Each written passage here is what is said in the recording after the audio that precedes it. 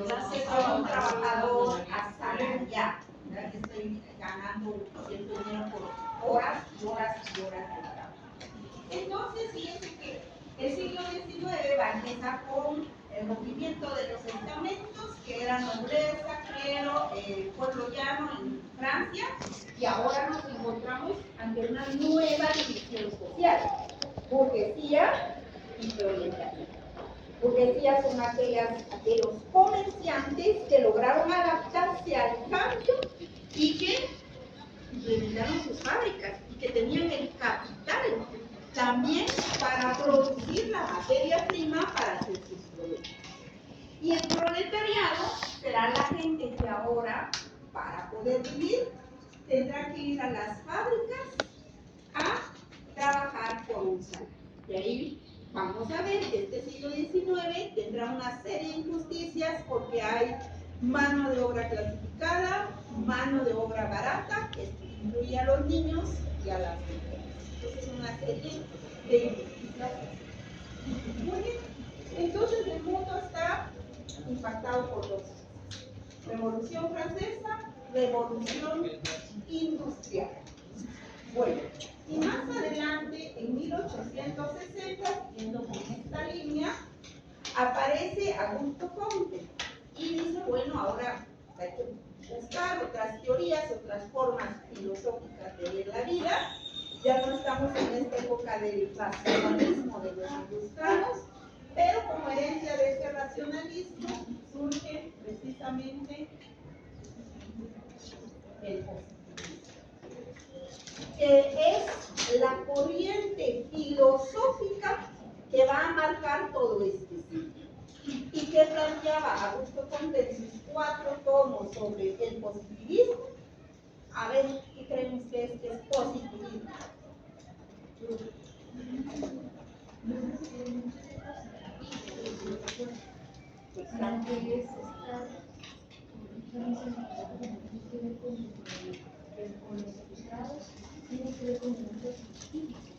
Muy bien, excelente. No tiene que ver con darle una sonrisa a la vida. El positivismo tiene que ver con la ciencia. Esto es sumamente importante para entender la literatura del siglo XIX. Tiene que ver con la ciencia. Augusto Comte decía que todo debe ser comprobado para poder aceptarse. ¿Sí? Si esto no se comprueba por los ojos de la ciencia, entonces no existe. No se puede creer. Se puede creer hasta que sea comprobado por los ojos de la ciencia. Eso significa que ahora la ciencia va a introducirse en todos los campos. Y esto también en el campo de la literatura, como lo vamos a ver con los realistas y con los naturalistas. Todo debe ser comprobado por los ojos de la ciencia. Eso es lo que planteó Augusto Comte. Muy bien, pero siguiendo estas líneas de ciencia, más o menos, creo que en 1882, vamos a ponerle 80, aparece Solar con una nueva teoría, que es precisamente la novela experimental. ¿Sí? Ya nos pone un nombre literario, nos dice novela y nos dice experimental. Ya la ciencia aquí ya está haciendo de la ciencia. Ya lo vamos a ver un poco más adelante como ejemplo de la novela experimental. Bueno, pero entre el positivismo y Solar aparece también otro personaje. Y este es Charles Darwin con el evolucionismo. Ya empiezan todas estas teorías evolucionistas. Y lo hace a través de la observación, fíjense que esta palabra, lo hace a través de la observación de un pájaro. Charles Darwin ve en la ventana un pájaro, no recuerdo ahora el nombre del pajarito, lo ve, lo observa por mucho tiempo y ve que durante bastantes años evoluciona, su pico va transformándose. Y entonces se da cuenta que los seres humanos, los seres vivos, son seres que tienen que ir evolucionando. Ahora el COVID-19 ha confirmado las teorías de Charles Darwin, porque él decía que solo los más fuertes sobrevivirán.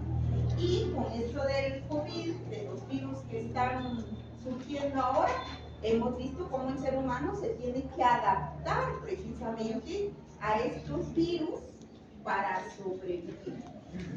Lo que nos han inyectado ha sido una mezcla de virus que genéticamente pueden modificar nuestro organismo, ¿verdad? Entonces, hay una evolución y eso es lo que Charles Darwin dijo. Son teorías de ciencia. ¿Qué tendrá que ver esto con los cursos de literatura? Tenemos toda la ciencia y todo el contexto histórico y ahora sí vamos a estos aspectos literarios. En 1830 aparece, estamos poniendo, fíjense, yo estoy anotando unas fechas, pero estas fechas son como tentativas. No es que precisamente en ese año haya surgido ese movimiento. Pues vamos a poner 1830 como el apogeo del romanticismo. Aparecen todas estas corrientes que el romanticismo trajo, todos estos estilos que el romanticismo trajo. Hablamos de la novela gótica, de la novela histórica, de la novela de información. Pues encuentran su apogeo en 1830. Antes de 1800, más o menos 1790, ya habían vestigios del romanticismo, solo que le conocíamos como pre-romanticismo, ¿verdad?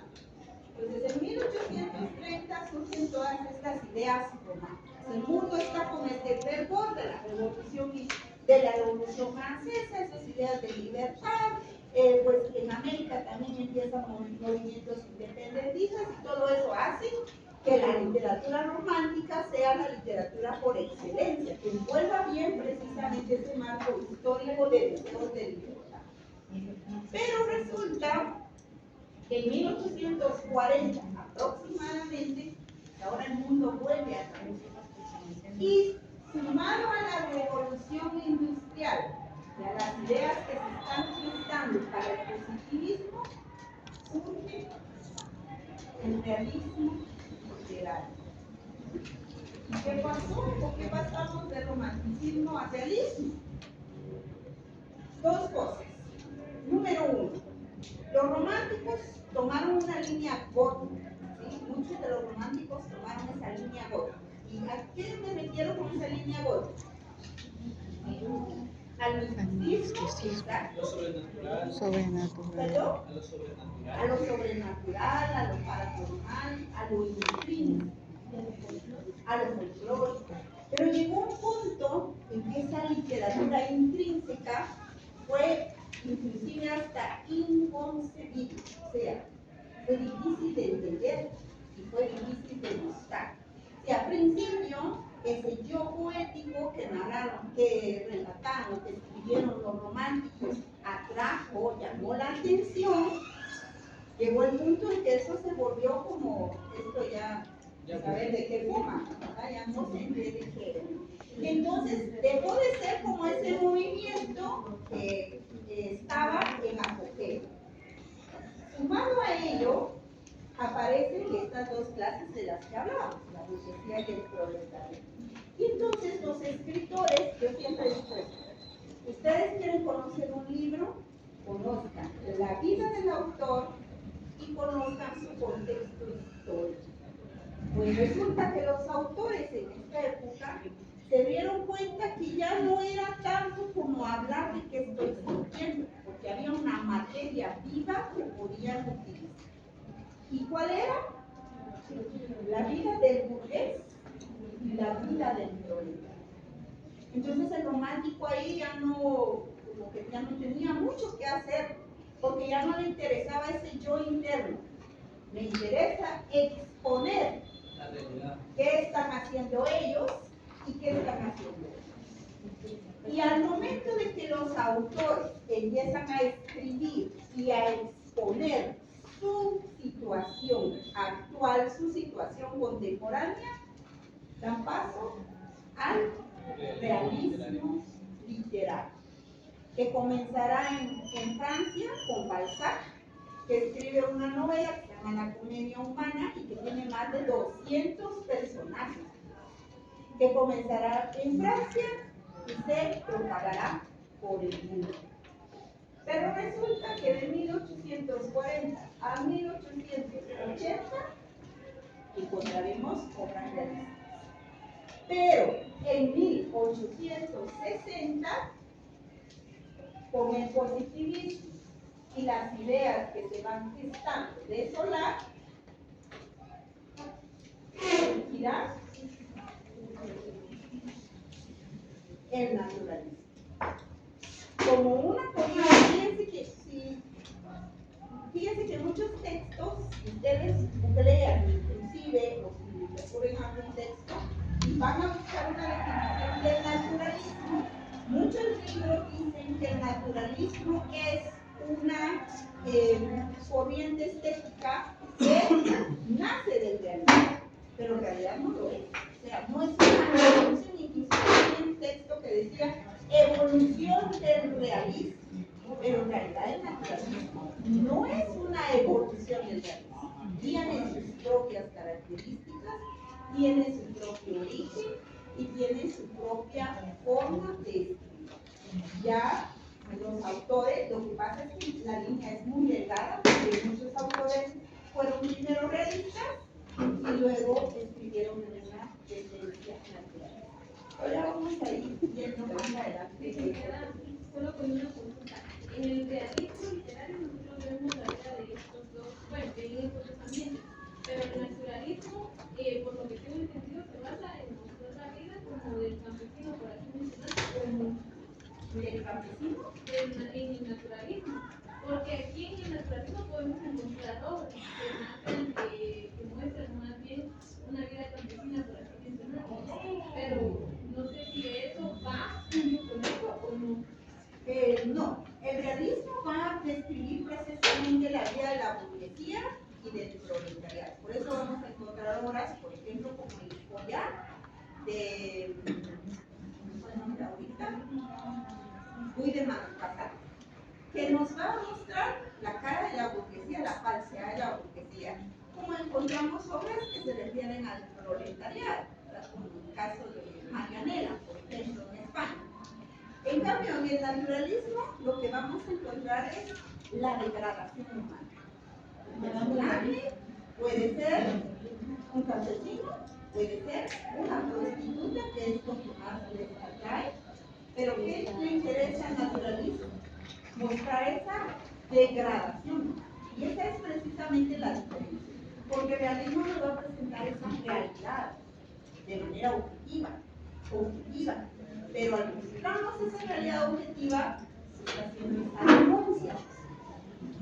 El naturalismo va a escudriñar un poco más. No le interesa esa descripción tan social, sino es demostrar esa degradación.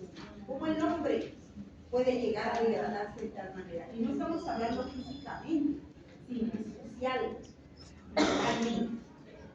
Esa va a ser Juan, y luego.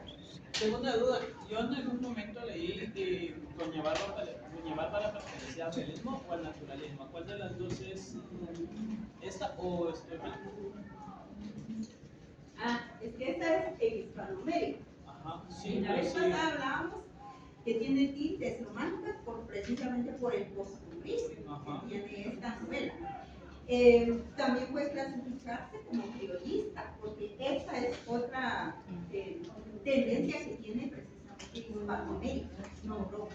En Europa no se desarrolla el criollismo, en Hispanoamérica no. Y por eso puede tener expresión de los dos. Recuerden que en Hispanoamérica los movimientos siempre van a llegar tardíos, y no llegan puros, llegan con mezclas de las propias ideas o de las propias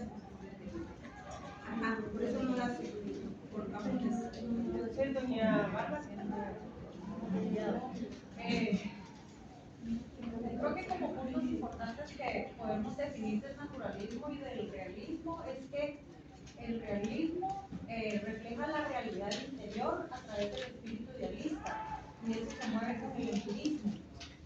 Creo que son puntos bastante importantes como para ir definiendo esta delgada línea que usted menciona. Y creo que también el naturalismo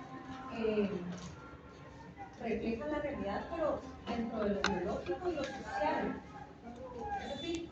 Así es. Ahora vamos para muy bien, excelente. Yo recuerdo que usted mencionaba en el profesorado una de las obras del naturalismo, que era, no recuerdo exactamente ni la obra ni el autor, pero sí recuerdo que iba la obra, bueno, cómo surgió esta obra. Que este autor se estuvo como 40 años más o menos viendo en el pórtico de una iglesia a todos los que pasaban para comenzar con su obra para retratar al hombre tal cual era. En el realismo mostramos una denuncia social, mientras que en el naturalismo mostramos ese hombre crudo, cruel, despiadado, o sea, todo lo que la sociedad quiso ocultar durante tantos años lo vemos reflejado muy fuerte en el naturalismo. Muy bien, este tipo Pérez Galdós. Y ahora vamos a entender por qué observó tantos años a los niños. Bueno, observemos esta línea de tiempo que estamos dando como un panorama general del siglo XIX para ir cerrando también el curso y también como dando la apertura que vamos a ver en el siglo. Bueno, en más o menos 1850, porque fíjense que tanto el realismo como el naturalismo se van a ir a la tendencia a la prosa, precisamente por las características que vamos a ver en unos minutos. Se inclinan más a la prosa, a la novela, porque va a ser la novela el medio en donde ellos pueden hacer una descripción y de esa manera, o junto a esa descripción, mejor dicho, pueden hacer una denuncia social. Entonces van como más inclinados a la prosa. Pero ¿qué pasó con la poesía? Hubo poesía, recuerden que estamos también saliendo del romanticismo, entonces todo ese esplendor romántico, ¿dónde quedó? ¿Dónde quedó esa poesía romántica? ¿Dónde quedaron esos poemas románticos? ¿Se acabaron con el realismo? No, se cultivaron de alguna manera. Y entonces en 1850 aproximadamente encontramos las primeras escuelas poéticas o las primeras corrientes poéticas. Y una está, como lo decían ustedes, ya lo citando, de la mano de Teófilo Gautier. Y es precisamente el Parnasianismo, una escuela poética que va a llevar lo que planteó Víctor Hugo en el romanticismo cuando decía que la poesía era bella por ser ella y que el arte debe ser arte por ser arte y no necesita más, pues su esplendor lo va a encontrar de la mano de Teófilo Gautier en el Parnasianismo, una de las primeras escuelas poéticas del siglo XIX y que van a marcar la poesía por el resto del tiempo, de la actualidad, porque es precisamente el antecedente del modernismo en español. En 1885, de la mano de Jean Boreal, aparece el manifiesto de otra escuela poética,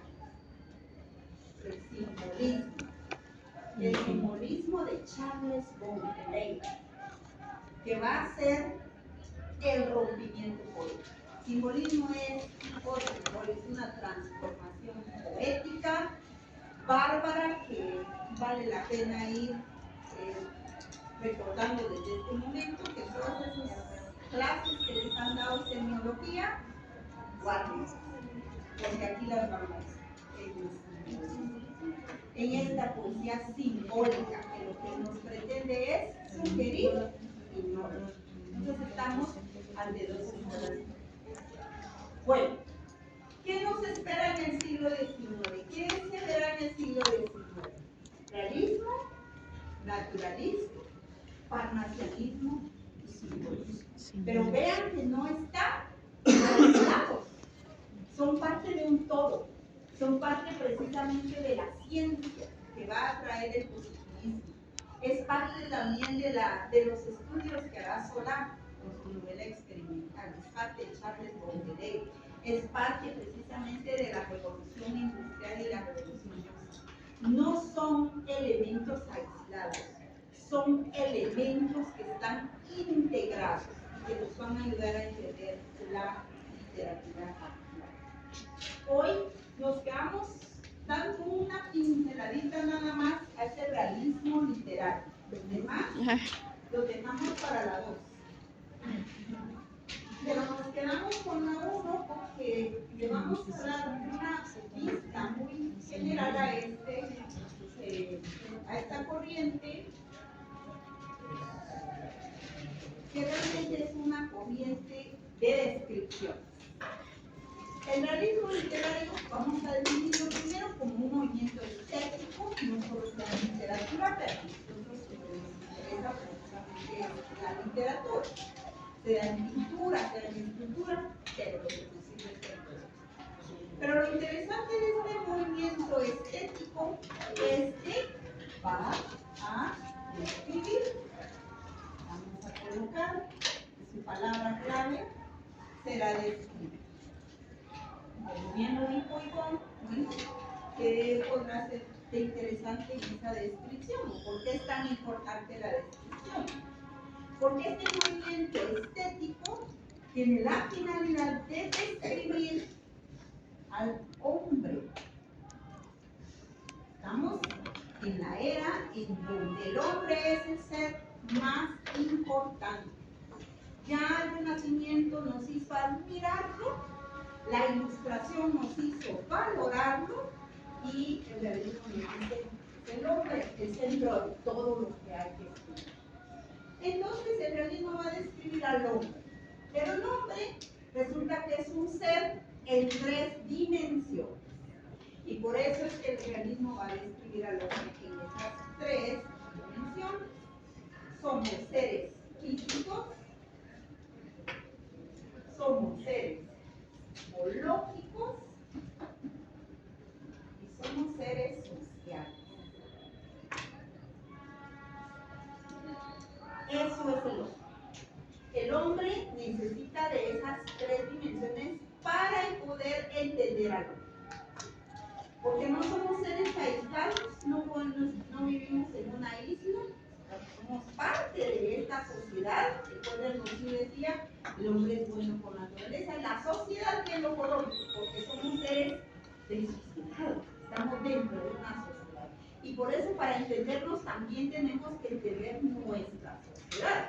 Voy a poner un ejemplo. Si nosotros nos vamos, por ejemplo, a la India o a estos países en donde una mujer un hombre, tiene como 6, 7 esposas, no lo podemos entender desde nuestra concepción cultural. Pero si nos vamos a esa, vivimos ahí, somos parte de esa cultura, lo entendemos y lo aceptamos, ¿verdad? Porque somos parte de esa cultura. Si nos vamos, por ejemplo, al occidente de nuestro país y vemos cómo hacen esas pedidas, de que hay que para pedirla hay que llevar gallinas, vacas, todo lo demás. Si nosotros no vivimos ahí, si no como ahí los derechos de la mujer que nos están desvalorizando, pero si somos parte de esa cultura, lo entendemos. Entonces, eso es lo que pretendía decir el realista. Eso es lo que pasa con el hombre. El hombre es parte de esa sociedad. Y como tal, hay que entenderlo desde esa sociedad. Fíjense lo inteligente que fueron estos autores realistas. Por lo tanto, ellos en sus novelas, para retratarnos a un personaje, lo hicieron desde descripciones físicas, psicológicas. Y ojo con esto tiene un fin. ¿Para qué hacer toda esta descripción física, psicológica y social?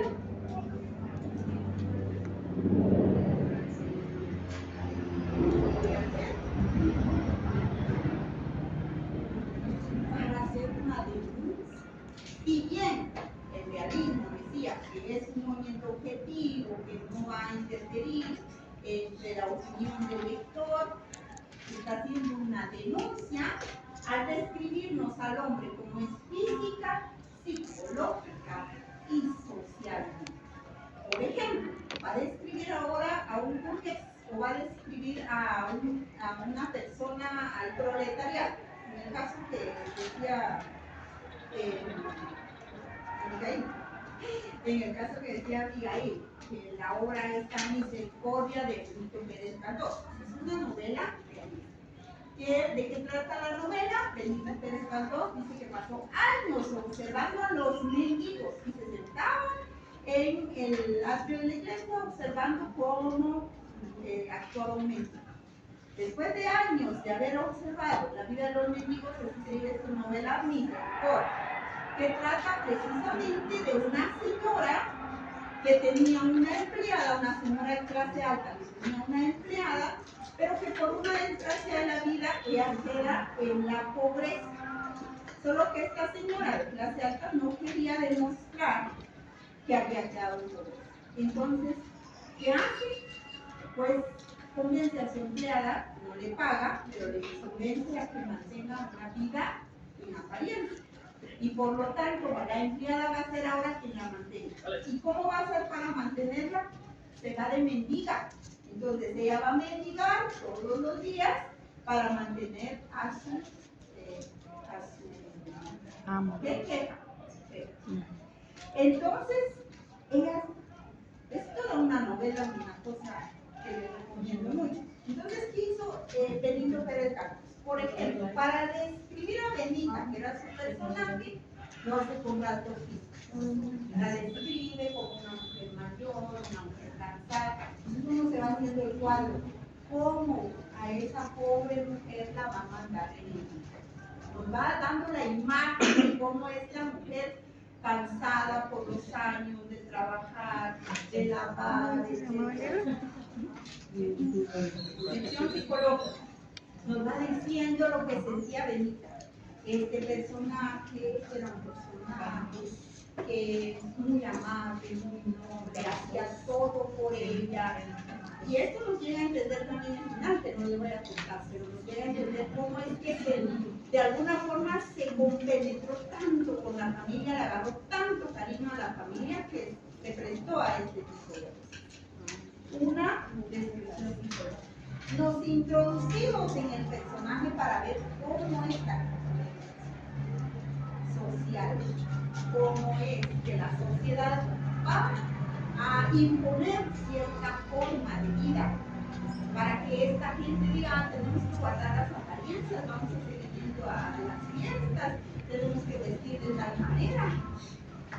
Una descripción social nos va diciendo cómo es la época, cómo es que actuaba la burguesía, cómo es que actuaba el proletariado, cómo es que actuaba la gente. Entonces, ¿qué pretende Benito Pérez Galdós con esto? Hacer una denuncia. Una denuncia de las apariencias que los burgueses tenían en esta época. Porque yo pude ser empresaria, pero tal vez no me dio para mi fábrica, entonces caí en desgracia. Pero la apariencia la tengo que mantener. Es una denuncia. Y eso es precisamente lo que se realiza. Por eso este movimiento es tan importante para la literatura, porque miren la manera retórica en la que hace una denuncia.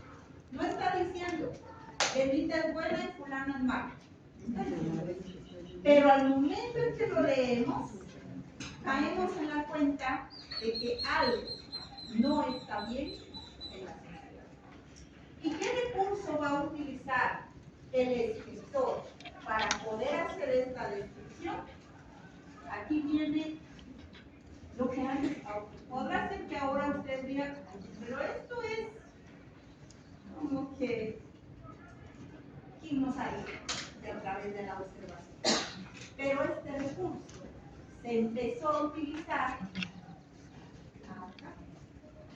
¿Y por qué se empezó a utilizar acá? Por la introducción de la ciencia al mundo. Porque la ciencia dijo, porque Comte dijo, que para que algo sea verdad, debe ser comprobable. Entonces, ¿cómo voy a comprobar yo algo que de verdad está pasando. Porque lo puedo observar. Porque puedo observar lo que está pasando. Entonces ahora sí es cierto. Yo lo estoy observando. Por eso es que otra característica que ellos tenían es que siempre escribían contemporáneos a su vez. ¿Qué quiere decir esto?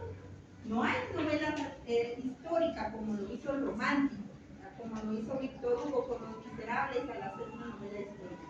Aquí no. El autor realista es contemporáneo a lo que está escribiendo. Está observando, está viviendo ese acontecimiento. Por lo tanto, puede escribir acerca de eso. Es contemporáneo, lo observa. Porque si no, si me lo contara, podría no ser cierto. Y todo tiene que pasar por el ojo de la ciencia. Y el primer paso del método científico es el primer paso del ingreso de la ciencia a la literatura. El naturalismo después va a explotar precisamente con el experimento. Bueno, entonces, a grandes rasgos, ese es el realismo. Una corriente literaria que pretende describir al hombre en sus tres dimensiones para hacer una dimensión. Para ello utilizará recursos como la novela, la observación, las descripciones alargadas, el lenguaje coloquial para que sea entendido, ¿verdad? Utiliza un lenguaje mucho más puro. Y como ahora es la observación el punto central, entonces ahora vamos a encontrar una descripción diferente al romántico.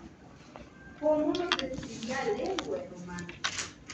¿Cómo eran esas descripciones del héroe romántico? Ideal, dar todavía con esas luces del héroe caballeresco, del héroe griego, del héroe Brad Pitt, ahí todo musculoso, guapo. Aquí no. Aquí estamos ante, ahora ya no ahora estamos ante una observación, la descripción es Calvin. tal cual. Con ¿Y todos? ¿Y qué mejor que lo No, mejor Calvin. Muy bien. ¿Alguna pregunta? Manera retórica de... Manera de... Bueno, entonces vamos ahora a una Re bien. segunda fase. Y Oh. en esta segunda fase, fíjense, yo traigo un ejemplo. Ya se me acabó el cuaderno, Lick. Realmente es un resumen. Resumía un resumen que les voy a compartir. Ustedes ya conocen la historia, pues no es necesidad de leerlo. Y es una historia, una historia que es muy popular y se llama Cuento de Navidad o Canción de Navidad.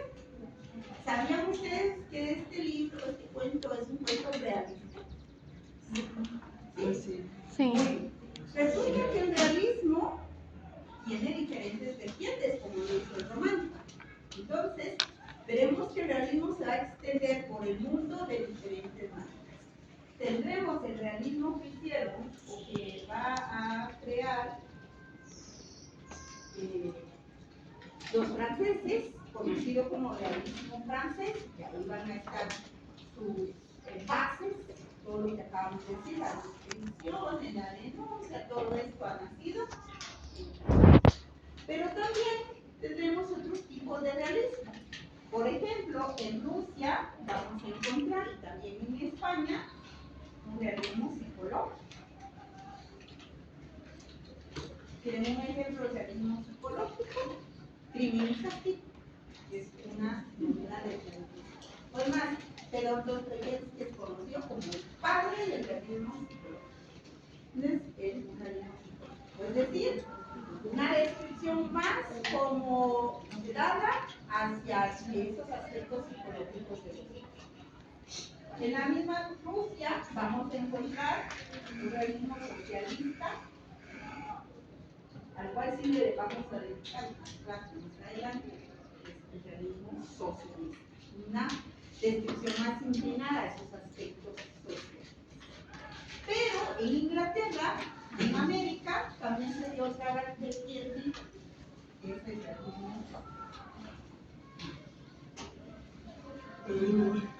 Pues un antecedente precisamente de ese realismo mágico lo tiene Miguel Ángel Asturias. él no tiene un antecedente, él es realista.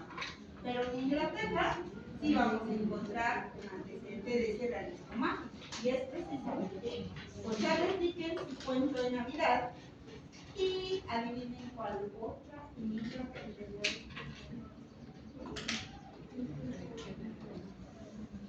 El título tiene que ver con país.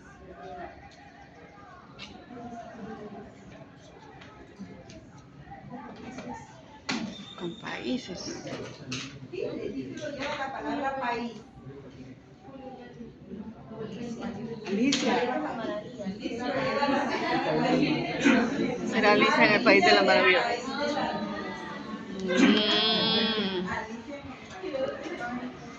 Que nos va a tener ya sonidos mágicos. Vamos a ver también más algo. ¿En qué país dijo Inglaterra? Hablemos ahora de Charles Dickens.